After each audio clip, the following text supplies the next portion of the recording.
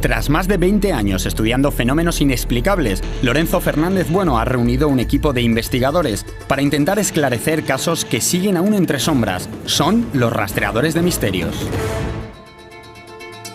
La protagonista de nuestro primer caso trasciende sobre aquellos que, por la gracia de Dios, han sido escogidos para mostrar al mundo las supuestas heridas que sufrió Jesús en el Calvario.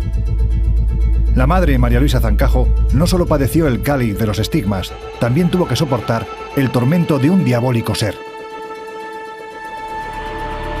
Ella, como si unas manos invisibles la estuvieran levantando, y de pronto vuelve a renacer una sonrisa en ella como si hubiera resucitado. Porque en ocasiones temía por su propia vida. La noticia causó una gran conmoción. ¿Cómo era posible que alguien como la marquesa Margarita Ruiz de Liori hubiese podido realizar tamaña atrocidad? ¿Qué pretendía mutilando de aquella forma el cadáver de su hija? ¿Había alguna trama secreta detrás de todo este misterio?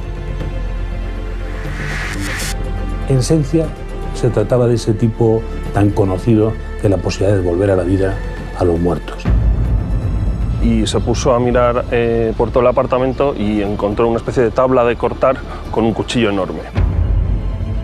Que había muerto de una enfermedad rápida y que la madre se había quedado con ella haciéndole una serie de amputaciones y de ritos mágicos. Algo pasa entre las ruinas de lo que antaño fue el pueblo tarraconense de la Musara. Según la leyenda, una maldición cayó sobre el lugar al profanarse la tumba de una bruja. Aseguran que quienes desaparecen van a parar a un lugar que se encuentra en otra dimensión y que a veces unos extraños seres se pasean entre sus ruinas. Se perdió, se perdió. Lo que perdió fue realmente el tiempo. Han oído muchas veces el sonido de las campanas de la torre de la iglesia, pero si lo ves, la torre que no tiene campana. Es la posibilidad de que sea la puerta a otra dimensión.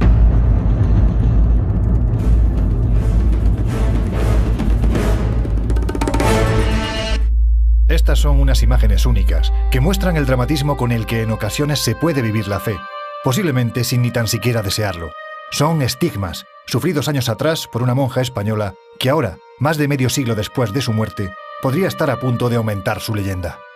En octubre de 2010 se abrió la causa de canonización de la madre María Luisa Zancajo de la Mata, fundadora de las Misioneras de la Caridad y la Providencia, proceso que concluyó el pasado 28 de enero de 2012 tras 3 años de intenso estudio por parte de la diócesis de Albacete.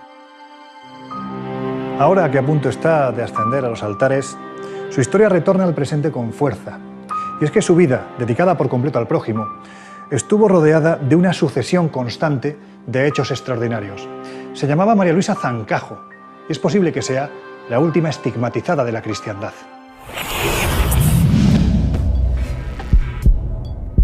En la localidad albaceteña de Ellín se desarrollaron los acontecimientos, y allí es precisamente donde nos dirigimos para conocer lo que sucedió realmente. En Ellín pasó los años más importantes de su vida la hermana María Luisa Zancajo, ayudando a los vecinos del deprimido barrio de Las Cuevas, y cuentan sus biógrafos que su estancia en este lugar estuvo marcada por el sufrimiento y los fenómenos extraordinarios. Por todo ello, bien merece la pena que conozcamos algunos pasajes de la existencia de esta mujer verdaderamente fascinante. Estamos ante una monja que aglutinaba en sí misma toda una vida extraordinaria, una vida de sufrimiento. Nace en un pequeño pueblo de Ávila, una mujer paralítica desde los 2 años. Una enfermedad que marca toda su vida, que es la poliomielitis, y que la mantiene ligada a las muletas hasta los últimos días de su vida. Entonces, el sufrimiento de esta niña, porque tenía muy poquitos años, es muy grande, y ella dice que empieza a comunicarse con Jesús, que Jesús le anima a que aguante ese dolor, y ella pues así lo hace, y lo hace con amor, hasta tal punto de que la familia y las personas que estaban alrededor de la niña dicen que ella no aprende a leer, y la cría además manifiesta que quien le enseña a leer es Jesús. Tuvo revelaciones desde muy temprana edad. Tanto la presencia de Jesucristo como la de la Virgen era una constante. Ella describía con pelos y señales todo este tipo de mensajes y de visiones, y uno de ellos la obligaba de alguna manera a crear una congregación destinada a los más pobres. Con 30 años funda en Madrid su primer colegio, asilo y hospital religioso, y es allí donde comienzan a producirse los prodigios. Una de las hermanas pues la invitaron a comer y resulta que habían puesto algarrobas y después cuando se pusieron a comer resultaron que no eran algarrobas, eran lentejas y lentejas finas, buenas. Y le preguntaron ¿dónde las han comprado? Y dijeron no, si eran algarrobas y ahí se quedó. Y con el dinero también otra vez me pasó que me mandaron a comprar. Y cuando llegué a casa llevaba la compra y el dinero. Y yo había pagado en todos los puestos que había comprado. Entonces me dijeron, no es posible, no es posible. Digo, sí, yo he pagado en todos los sitios. Y iba con el dinero y la compra. Y en 1950, María Luisa, sufriendo en silencio los extraños acontecimientos que parecen estar poniendo su fe a prueba, llega a la localidad albaceteña de Ellín. En este deprimido barrio de las Cuevas, dará rienda suelta a su vocación de ayuda a los más desfavorecidos, intentando esquivar la mirada de un siniestro personaje que aparece sin previo aviso y que intentará hacer de su vida un infierno. A la madre el Señor le manifestó o lo trajo aquí a Ellín, porque Ellín vino de una manera prodigiosa. Una nevada que hubo en Madrid, no hubo colegio y desapareció la madre de la casa y apareció aquí en Ellín. Miraron en la habitación de la madre María Luisa, puesto que no había bajado al desayuno. La madre había desaparecido. A todo esto, esta mujer llegaba a esta estación y con un señor que le llaman de apodo el Calcetines, la llevó al párroco. El párroco dio, monja, ¿qué hace usted aquí? ¿Pero qué hace usted aquí? ¿Por qué ha venido aquí? La monja no tenía ni idea de por qué había venido allí. El tiempo, más adelante, le daría la razón del por qué había venido allí. Entonces es cuando ya vimos o vieron que era necesario abrir una fundación aquí, porque era el lugar más pobre, ciertamente. Los fenómenos que se dan en la Madre María Luisa pues son los típicos de un personaje místico, de la altura de Santa Teresa de Jesús. Ella dice que 7 querubines le clavan sus espadas de fuego en el corazón. Esto lo sufre durante varias veces a lo largo de los últimos años. Lógicamente, el que más llama la atención es el fenómeno de la Pasión de Cristo, donde ella pues sufre los estigmas en los pies, en las manos. De todos estos sucesos, ciertamente insólitos, hubo muchos testigos, especialmente las hermanas de la congregación que ella misma fundó. Pero si hubo uno que destacó por encima del resto, fue el padre Manuel Soria. Él fue su director espiritual, su confesor y el testigo de esos últimos años donde se produjeron todos los prodigios alrededor de la Madre María Luisa. En uno de esos septenarios en que la Madre María Luisa recibe las punzadas de las espadas de fuego, el padre Manuel Soria más o menos hace un cálculo de dónde podrían estar las empuñaduras de las espadas y le pasa la mano por encima y ella hace un gesto de dolor, teniendo los ojos cerrados, como si realmente estuvieran tocando esos puñales que estaban clavados en el corazón. El padre Manuel Soria fue tomando nota de todos los prodigios, de todos los fenómenos sobrenaturales, y estamos hablando de arrobamientos, del don de lenguas, de la presencia del calvo, de bilocaciones, de levitaciones. Hace ya mucho tiempo el padre Manuel Soria invitó a un amigo y a mí a enseñarnos algo que no había visto nadie o muy poca gente, ¿no? La pasión que sufría y que vivía la Madre María Luisa los viernes de Dolores en los últimos 5 años, y puedo decir simplemente que son imágenes que no olvidaré jamás y que bueno, realmente de alguna manera cambiaron mi vida. En esa película muda de 20 minutos ves esos gestos de sufrimiento que esta mujer está teniendo, como mana sangre tanto de su cabeza como de sus manos. La aparición de estigmas está bastante bien documentado y aunque pueda resultar sorprendente para aquellas personas que no creen en ello, pues sí que existen. Pueden ser, aunque pueda parecer mentira, autoinducidos y en un momento determinado, en personas con un control muy particular sobre su propio cuerpo, pueden aparecer heridas que se asemejen o que sean interpretados como estigmas. Se veían los estigmas, tanto en los pies como en la mano. A mí me llamó muchísimo la atención el poder observar la llaga del costado, una llaga que no se cerró en ningún caso a lo largo de los últimos años. Hay otra imagen que también me impresionó muchísimo y es el hecho de que en un momento dado la Madre María Luisa, hablando con el ángel de la guarda, le pide por favor que le ayude a incorporarse y en ese momento se ve la imagen como la Madre María Luisa se levanta formando un ángulo de 45 grados y en esta posición está unos 10 minutos sin que nadie la sujete.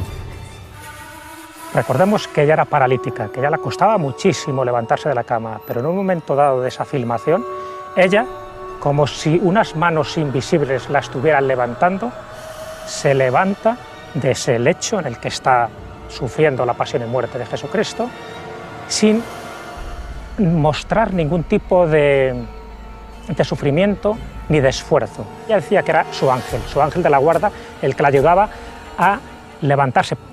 No sé si los telespectadores se imaginan el esfuerzo de abdominales que hay que hacer para mantener esa postura, y más teniendo en cuenta que supuestamente estaba sufriendo, ¿no?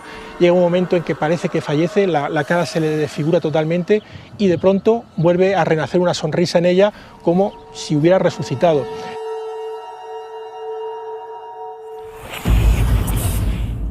Su prodigiosa aparición en Ellín fue uno más entre los numerosos casos en que María Luisa parecía desaparecer de las habitaciones o era vista en varios sitios a la vez. El padre Manuel Soria estaba con la madre María Luisa en Carcagente y a esto le llaman desde Madrid diciendo que, bueno, ¿cómo es que la madre María Luisa estaba en Madrid y no habían avisado? Hay varios testigos que la vieron presencialmente. No estamos hablando de una visión lejana, de alguien que se podía parecer a la madre María Luisa, sino que los testigos de un sitio y de otro aseguraban que en ese mismo momento la madre María Luisa estaba con ella. Lógicamente la sorpresa del padre Manuel Soria fue mayúscula porque tenía a la madre delante y era imposible que a la vez pudiera estar en Madrid. En Carcagente, la madre María Luisa está con Sor Ángeles Luján. En ese momento, Sor Ángeles Luján le entrega una medalla de la Milagrosa y en ese momento, en el momento que se la entrega en la mano a la madre María Luisa, aparece automáticamente en la mano de la madre María Luisa que está en Madrid. Una vez que se produjo, el padre Manuel Soria tuvo la delicadeza y el detalle de ponerse en contacto con todos los testigos, a anotar todo lo que dijeron y está todo registrado y certificado en los archivos de la congregación. Pero la madre María Luisa era víctima de una terrible pesadilla, de algo que los expertos definen como sugestión diabólica. Y es que, por lo visto, la monja abulense recibía ataques diabólicos por parte de un ser que ella misma denominaba el Calvo para evitar pronunciar su verdadero nombre. Ella relata experiencias tremebundas, que generaba humo negro, que la daba unas palizas y unas somantas de palos tremenda. Pues la madre María Luisa no solamente se peleaba con el Calvo, sino que recibía unos golpes que el padre Manuel Soria llegó incluso a constatar que le producían moratones en el cuerpo. Se sentía realmente traumatizada porque en ocasiones temía por su propia vida. Ella decía que cuando se peleaba con el Calvo estaba en el infierno, estaba acompañado de otras entidades también diabólicas, el habitáculo se llenaba de humo negro que luego desaparecía de repente o olía a azufre. Pero no todo fue sufrimiento, puesto que la madre María Luisa, a decir de los testigos, también tuvo momentos de éxtasis y de comunión con Jesucristo, e incluso con la Madrecita, que era como ella denominaba cariñosamente a la Virgen María. Uno de los fenómenos no tan conocidos, que son pañuelos quemados. Incluso un hábito está quemado, como consecuencia del fuego interno que ella exhalaba. Ella se sentía a veces en una especie de éxtasis, con unos calores tan tremendos que para evitar esa especie, vamos a llamarlo, de sofocos espirituales, ponía un pañuelo en la boca y ese mismo pañuelo quedaba chamuscado, quedaba quemado, y así hay testimonios y yo los he visto. Clarividencia también es un fenómeno que se dio en varias ocasiones. La madre María Luisa recibe el mensaje de avisar a un sacerdote de un convento de Madrid y decirle que, bueno, que ese sacerdote va a fallecer a los pocos días y que tiene que arrepentirse de los pecados. Imaginaros cómo se puso el sacerdote: pero ¿quién es usted? Pero usted me está tomando el pelo. Y claro, la madre María Luisa le dio pelos y señales de su vida, con lo cual el padre, este sacerdote, tuvo que reconocer que efectivamente había pecado, se confesó, se arrepintió de sus pecados y parece ser que efectivamente a los pocos días falleció. Era una mujer que era mística, pero al mismo tiempo era una mujer muy del mundo. O sea, muy real, se metía con todos. Y así se desarrolló su vida, trabajando para los demás. Su sufrimiento fue extremo, pero los prodigios que realizó fueron extraordinarios. Tras una vida dedicada al prójimo, María Luisa Zancajo falleció en Madrid el 5 de junio de 1954, a los 42 años. Su cuerpo descansa en el interior de este convento, venerado por las hermanas de la Orden y por los miles de fieles que cada año acuden hasta este lugar para rendirle culto. Bueno, ella fallece como consecuencia de su debilidad general. Cuando el padre Manuel Soria le pregunta por qué cree que va a morir, y la madre María Luisa le dice: porque he experimentado que estoy preparada para la virtud de la mansedumbre. En el proceso de nuestra fundadora estamos en la primera fase, que es para llegar a la beatificación. Nosotras en el proceso de la Madre María Luisa hemos aportado todo, no hemos querido ocultar nada porque es parte de su vida. Y entonces la Iglesia llegará a su momento en que estudiará esos fenómenos místicos. Esto se ha tenido bastante oculto porque la misma Madre no los quería. El Señor se los daba. Cuando sabes perfectamente que todo lo hacía para favorecer a los más necesitados, no hay que quedarnos solo con lo que yo llamo los efectos especiales, sino que hay que quedarnos más con lo que ella era, con su esencia, con esa bondad natural que tenía y con independencia de que uno sea cristiano. Desde luego hay personas que sí merecen la santidad, una es esta mujer. Yo creo que no hay dudas de que este personaje pues es un personaje que seguramente ahora todavía no es muy conocido, pero seguro que estará a la altura de la Santa Teresa de Jesús, seguro.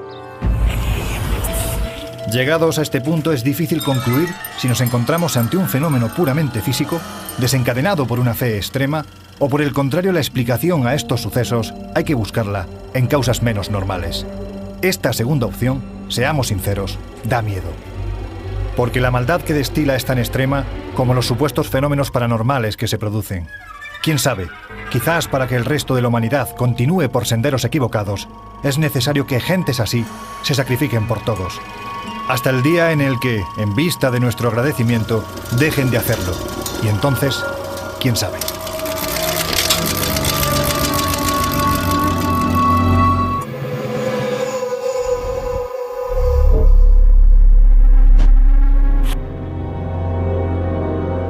Esta portada del mítico periódico El Caso dio la vuelta al mundo.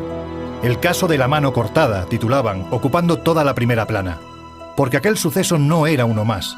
La crudeza con la que se habían ensañado con el cuerpo de la víctima indicaba que en aquella masacre había un evidente orden y concierto. Pese a su repercusión, el caso dejó muchos cabos sueltos. Cabos que están siendo atados ahora por un grupo de investigadores que se han lanzado a la búsqueda de respuestas.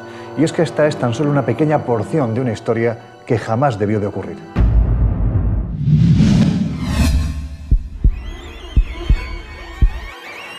Y es que, además, la protagonista indiscutible de esta investigación fue una dama de la alta burguesía, sin duda una de las mujeres más enigmáticas del siglo XX. Se llamaba Margarita Ruiz de Liori, marquesa de Villasante y baronesa de Alcajalí, y vivió en esta casa de la calle Princesa número 72, en el centro de Madrid. Aquí cometió el más terrible de los actos, mutilar a su propia hija. Y la cuestión es, ¿por qué lo hizo?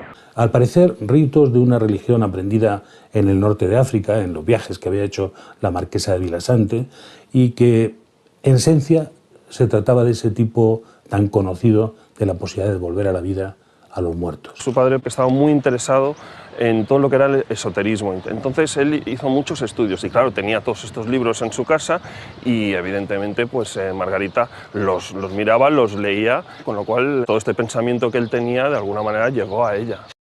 La sociedad madrileña, poco acostumbrada a que sus clases altas bajaran a los infiernos, quedó completamente conmocionada al conocer una historia que se antojaba plena de claroscuros. La hija de Margarita estaba muy enferma y ella fue al apartamento de la madre y allí muere.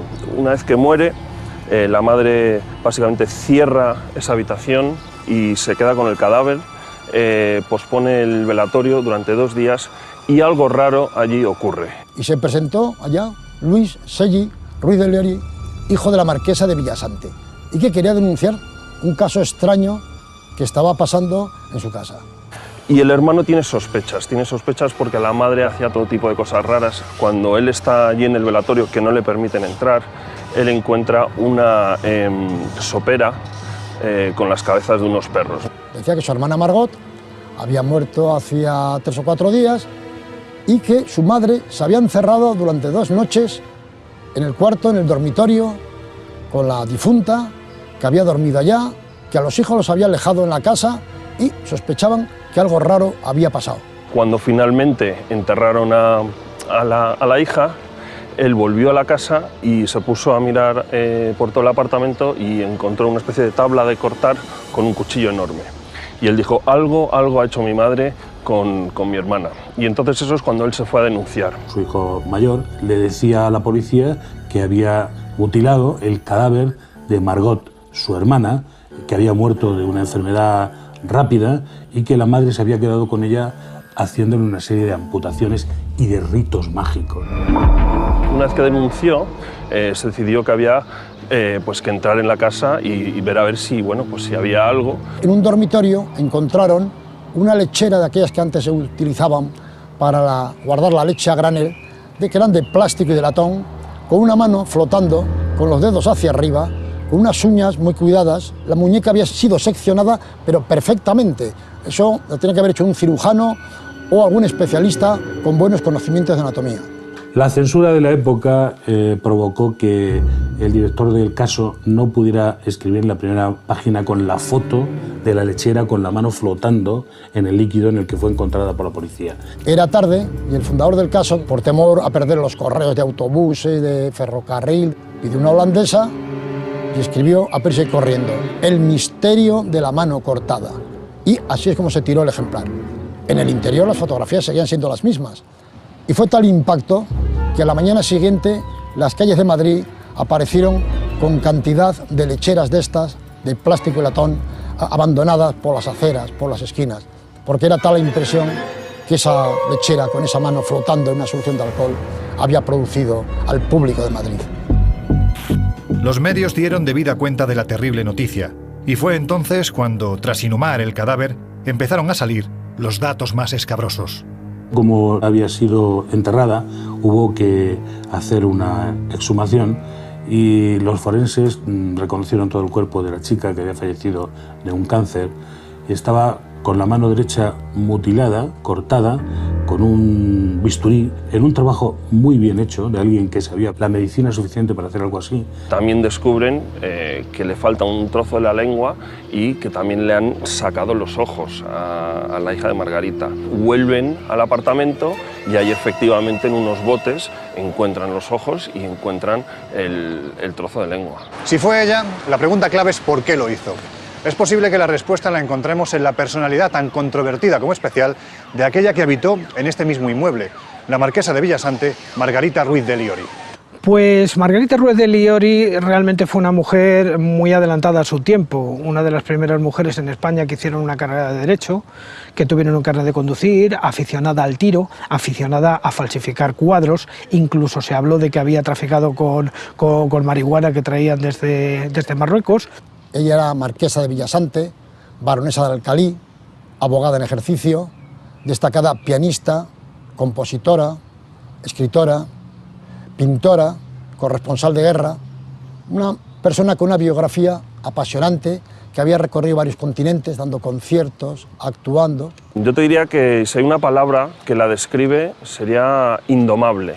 Era una mujer que cuando quería hacer algo, cuando se proponía hacer algo, iba y lo hacía de una manera increíble. Estaba, digamos, fuera del tiempo en el que estaba viviendo, ¿no? Era una mujer excepcional, absolutamente, pionera en todo. Estuvo de periodista en el norte de África. Es muy probable que fuera una patriota que se infiltró en las tropas de Abdelkrim. Esta mujer, con sus dotes de persuasión, se hizo amante de Abdelkrim, líder de la Revolución Rifeña. Gracias a ello, salvó la vida al general Franco en una emboscada que le habían tendido los rifeños y que ella, por su acercamiento a Abdelkrim, le pudo avisar. En los últimos años de su vida, según parece, aficionada a la magia negra y a prácticas hechiceras que había aprendido en el norte de África, empezó a ejercerlas con la numerosa colección de animales que tenía en su palacete de Albacete y en algunos otros sitios. Ella creía que con esos ritos, por ejemplo, la amputación de la mano y de otros lugares del cuerpo, con la que podía intentar que fuera resucitada por medio de una extraña y que nunca llegó a aclararse ceremonia. Pero, ¿lo hizo sola? ¿O por el contrario, tal y como se reflejó en su momento, detrás de la mutilación de Margot Shelley se hallaban unos extraños personajes de aspecto nórdico? Si esto es así, ¿quiénes eran y qué estaban haciendo en la casa de la marquesa? Esto tiene que ver con la casa que tenía la marquesa en Albacete. Y se decía que había unos señores altos, rubios, con ojos azules, evidentemente no españoles, que entraban y salían de la casa y que no se sabía muy bien qué es lo que estaban haciendo. Se corrió la voz de que al parecer en los sótanos había un laboratorio donde estaban trabajando 2 científicos alemanes, al parecer criminales nazis huidos que estaban ahí investigando. Hasta se comentó que por ahí podía haber pasado el doctor Mengele. Apareció una carta en la cual se afirmaba que habían 2 humitas estado en un sitio de Albacete, en la casa de una señora de alta alcurnia, que tenía muchos animales y donde habían hecho sus experimentos. Entonces, los famosos científicos podrían haber sido humitas. Era un tiempo en que los humitas estaban contactando con alguna gente destacada en el tema de la ufología, aquí en Madrid, y entonces dicen que esos científicos estaban en contacto con los humitas y que estaban experimentando con virus procedentes de otro planeta, del planeta Humo. Y justo en ese momento es cuando pudo participar en alguno de los experimentos que llevaron a su muerte precisamente por afectación o de ese retrovirus o de algún tipo de radiación.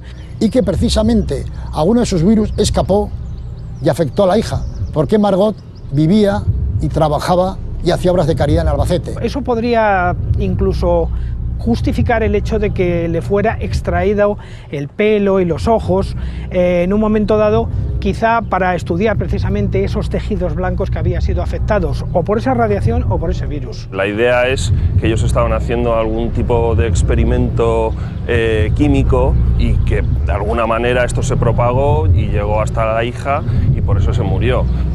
Si te lo quieres creer, muy bien, pero vamos, a mí me parece todo un poco cuento chino. La justicia se puso en marcha para intentar dilucidar qué había ocurrido entre las paredes de la casa de la marquesa.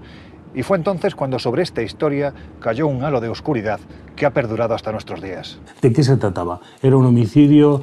¿Había una profanación de cadáveres? ¿Un delito de profanación de cadáveres? ¿O una simple falta? La gente dudaba de que fuera procesada, dada su influencia en las alturas. Y en efecto, no hubo juicio. Hubo un acuerdo entre ambas partes, por lo cual ella aceptaba 6 meses de prisión y su marido 3 por profanación de cadáver y los dos una multa cada uno de 5.000 pesetas por delito contra la salud pública. A lo que había ocurrido en realidad, que era haber cercenado una parte de un cadáver una vez fallecida la hija y con la intención de tener una reliquia, de acordarse de ella de una manera, pues digamos casi enfermiza, pero desde luego no delictiva. Pero luego la defensa recurrió al Supremo aduciendo de que por qué no era delito que el jefe del Estado, Franco, tuviera el brazo incorrupto de Santa Teresa y que su defendida, simplemente por guardar alguna reliquia, había que purgar con prisión y con una multa. La justicia española decidió que aquello no era un delito, sino en todo caso quizá una simple falta, y fue condenada a muy poco o prácticamente nada, quedó absuelta de los delitos graves y mayores y por lo tanto en libertad. Hasta aquí llegó todo, ¿o no? Porque la casa de Albacete parecía haber quedado envuelta de un influjo maligno que se manifestaba cuando le venía en gana. En Albacete le llamaban la casa de los fantasmas, porque los vecinos veían que había fiestas nocturnas donde iban prebostes del régimen, al igual que en la casa que tenía en Barcelona, y en fin, todo tapizado de rojo, con velas que se movían. Se sospechaba que allá pasaba algo. Pues había un señor que trabajaba allí y habló del cuarto del Moro. Y él describía el cuarto del Moro como un subterráneo donde entraba la marquesa por las noches con una vela, había esqueletos, había calaveras. Hoy en día aquí se encuentra la Delegación de Industria de Castilla-La Mancha, pero décadas atrás, en este mismo lugar, en el número 52 de la calle Mayor, se encontraba la casa de la marquesa Ruiz de Liori, esa misma mansión a la que el Diario de Levante calificó como la casa de los fantasmas. Pues bien, en la década de los 90 algo ocurrió para que un grupo de investigadores pasaran 2 noches en su interior y obtuvieran resultados simplemente sorprendentes. Se detectaron una serie de fenómenos que la gente del barrio fue escuchando, como golpes, presencia detrás de los cristales, incluso alguna especie de grito, alguna cosa que no tenían un origen claro. Efectivamente, este tipo de fenómenos llamaron la atención de los investigadores de la zona, que fueron a la casa a intentar averiguar qué era lo que estaba sucediendo. Y se grabaron psicofonías extrañas que además poco o nada tienen que ver con el patrón común de este fenómeno, ¿no? Efectivamente, son 2 psicofonías profundas que tienen elementos propios de las psicofonías, pero tienen otros elementos que no lo son. Son muy chirriantes, por ejemplo, y además vienen acompañadas de muchísimo ruido ambiente y como que les falta lo que en investigación de psicofonía llamamos la aportadora. Tras los preparativos de la investigación, en los magnetófonos, bajo las más estrictas medidas de seguridad, se grabaron varias voces. La primera decía: «Yo soy Dios».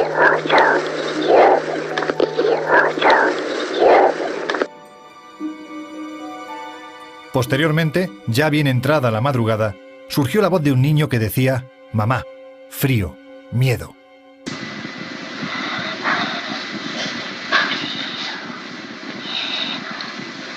Y la última, como si respondiese a una pregunta mental de los experimentadores, parecía presentarse.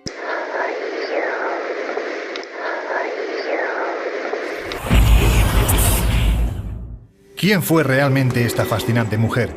¿Por qué llevó a cabo un acto tan deleznable como fue mutilar a su propia hija? ¿Qué secretos se llevó a la tumba? Esta mujer simplemente se había descuidado mucho de los hijos, no les había prestado la atención debida. Ese es el motivo que cuando la hija pequeña, Margot, falleció, pensando que era una santa, pues decidió quedarse con alguna reliquia. Pero claro, el fenómeno impactó de tal forma, no por el hecho en sí, sino por la personalidad de la marquesa. Nadie sabe muy bien exactamente por qué llegó a este extremo. Ella siempre ha alegado que era una especie de reliquias, o sea, pues una especie de forma de recordar a su hija.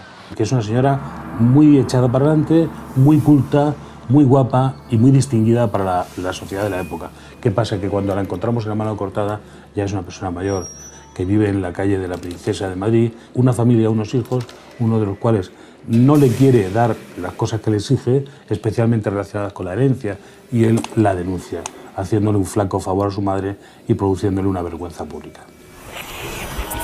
No sabemos qué o quién está detrás de las voces sin rostro que aquí se grabaron hace apenas unos años. No sabemos por qué mutiló a su propia hija, ni por qué se dio a coleccionar cabezas de perros y cráneos humanos. Tampoco sabemos cuál fue su relación con los extraños personajes de aspecto nórdico, ni si estaban realizando experimentos secretos en los sótanos de la marquesa, porque esta historia sigue rodeada de silencio. En este cementerio de Albacete descansa en paz Margarita Ruiz de Liori, y con ella todos los secretos que la rodearon en vida, secretos que, dicho sea de paso, se han perpetuado más allá de su propia existencia.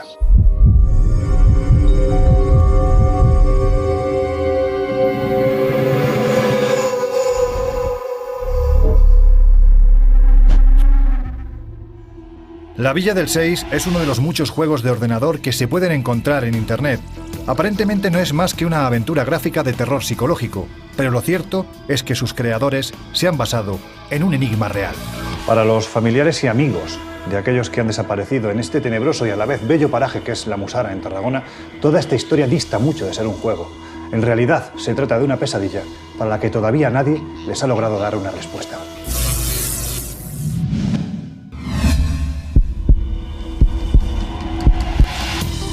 En las montañas de la agreste Sierra Tarraconense de Llavería, dentro del término municipal de Vilaplana, se encuentra uno de los enclaves más alucinantes que jamás hemos pisado, el viejo pueblo abandonado de La Musara. Se dice que las nuevas carreteras generaron una rápida emigración que dejaron a La Musara completamente abandonada en 1956.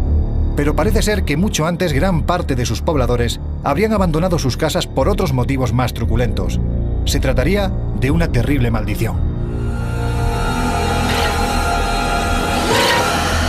Entre 1872 y 1874, durante la Tercera Guerra Carlista, el comandante Cercós cayó herido por las tropas liberales.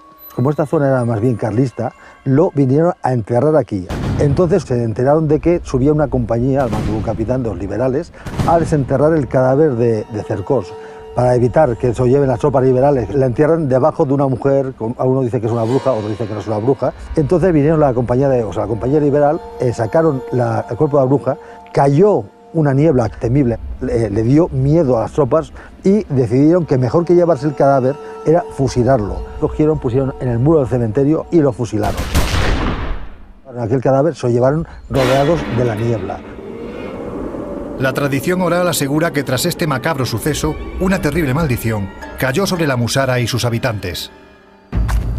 Josep, lo que sí da la sensación cuando uno atiende a las crónicas del pasado es que los habitantes de los pueblos de alrededor no mostraban un especial aprecio, ¿no?, a los habitantes de La Musara. Aquí convergen prácticamente todos los iconos del misterio, desde las psicofonías, las apariciones, los fenómenos geológicos o geomagnéticos, apariciones de ovnis, desapariciones, saltos en el tiempo. Está todo concentrado en esta pequeña región, pero algo habría de especial para que las gentes de alrededor incluso dejaran en el acervo cultural, dejaran en sus canciones, en sus tradiciones, cosas alusivas a la maldición de la Musara. Una de ellas decía así: «Madre, si marido me dais, no me lo deis de la Musara, que allí siempre hay niebla y la tierra no me agrada». Quizá todo fuera parte de una leyenda nacida a raíz de la siniestra y espesa niebla que oculta el lugar, pero aún hay más. La tradición oral ha traído hasta nuestros días una curiosa historia. A pocos metros del pueblo hay un viejo caserío, derruido por el paso de las décadas, y en el que, según dicen, se encuentra una puerta que lleva a otra dimensión. Siempre se ha dicho que existe como mínimo una puerta a otra dimensión. Se ha vinculado una masía, que tampoco estaba muy localizada, vinculada al número 6, donde la gente desaparece, cambia de dimensión. Yo soy muy escéptico en el tema. Lo que sí está claro es que hay desapariciones y saltos en el tiempo. Una de las leyendas que corren en torno a la Musara es la posibilidad de que sea la puerta a otra dimensión. Y en concreto hay una historia que nos habla de la piedra de Sis, la piedra de 6, un número que tiene una cierta vinculación con el diablo. Dice que poniéndose allí se hace un salto a otra dimensión, que se pierde la gente, ¿no? Como unos regresan y otros no regresan. Se dice que tan solo con pisarla tendríamos ese acceso a ese otro universo puerta.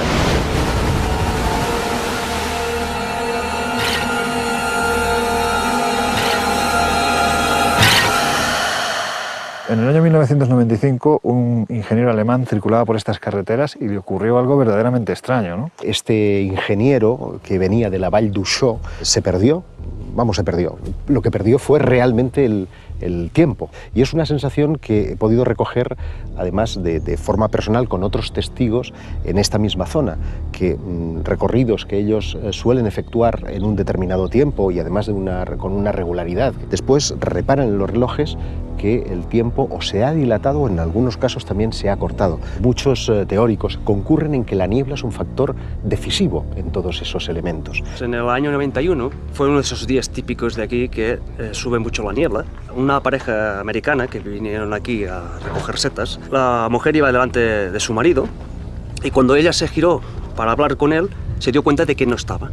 Estuvieron buscaron que no se hubiera caído un acantilado y no lo encontraron. De repente, al cabo de 6 meses, apareció. Cuando lo recogieron los médicos y le preguntaron, él dijo que de repente había caído una profundidad de la tierra y se encontró durante 10 minutos en un pueblo, lo que nosotros aquí le llamamos el Poble 6. Para él fueron 10 minutos, para los demás fueron 6 meses.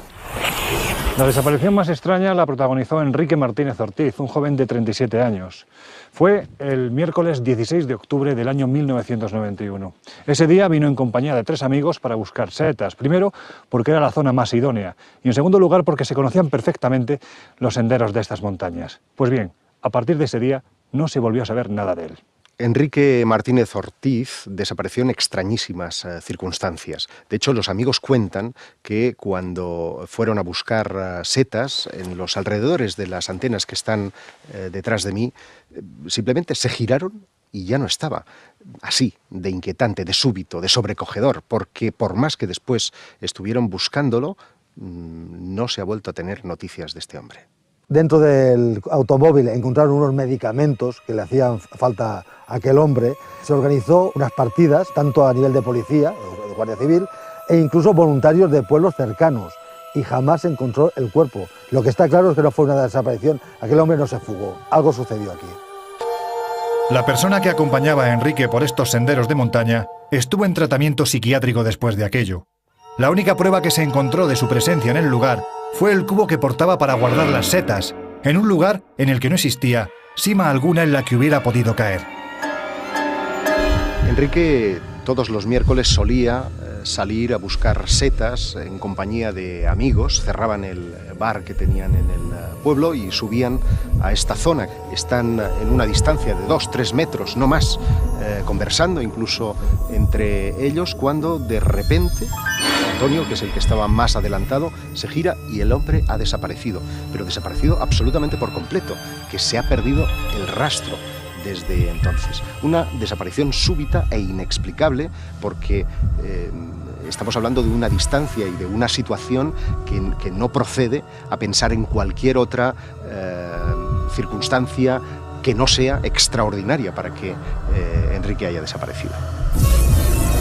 Este es el ábside de la iglesia de San Salvador de la Musara, un lugar que ha sido profanado en muchas ocasiones, no solo por grupos de corte satánico o luciferino, sino también por amantes de la santería y de todas las magias posibles, blancas, negras y de todos los colores. Aquí se han celebrado una serie de ritos desde que se popularizó el pueblo. Yo personalmente he sido testigo de dos. Vimos cómo eso fue en la iglesia, cómo un grupo estaban celebrando literalmente una misa negra. Estos muros estaban llenos de pintadas, de las que apenas quedan algunos restos, desde pentáculos a 666 y otras pintadas alusivas a rituales, así como restos de velas y de otros enseres utilizados en esos rituales. Se ha hablado mucho de que en la Musara se habían visto apariciones de todo tipo de criaturas, pero curiosamente el biólogo y bioquímico Miguel Seguí recogió una serie de entrevistas de gente que aseguraba haber visto aquí mismo en el pueblo y en los alrededores criaturas amorfas, plena niebla, ¿no? Tipo película de terror. Hay gente que han visto fantasmas por las casas viejas que estaban aquí en la calle, que han visto que parecen como gente andando por las casas, pero gente gris, más como niebla que gente normal como nosotros. Gente que estaban aquí por la noche han oído muchas veces el sonido de las campanas de la torre de la iglesia, pero si lo ves, la torre que no tiene campana, y las campanas han sonado muchas veces, que se puede oír por todo el bosque, por el pueblo viejo aquí. En la niebla, más estas fuerzas telúricas, estas fuerzas de la madre tierra que surgen de las rocas mismas, es lo que hacen de este lugar un lugar especial. La Musara se ha ganado a pulso el nombre de pueblo maldito, porque aquí concurren toda una serie de fenómenos que hacen de este enclave un icono singular para el mundo del misterio. Cualquiera que venga aquí será capaz de experimentar en carne propia, sobre todo cuando la luz baja y la niebla lo envuelve todo, la sensación del miedo, de mover emociones y sentimientos. El que venga aquí no va a quedar indiferente. Lugares como la Musara parecen abrir ese puente que une lo visible con lo invisible. Ese camino que en ocasiones sufre una fractura por la que, quién sabe, se cuelan fenómenos que aquí no somos capaces de interpretar. Sea como fuere, en este lugar se han producido un elevado número de desapariciones misteriosas, sin que aún sepamos muy bien por qué, para mostrar que cuando cae la noche, el sitio se transforma, dando rienda suelta a nuestra imaginación o a los fenómenos que entre las sombras parecen saber muy bien lo que hacen.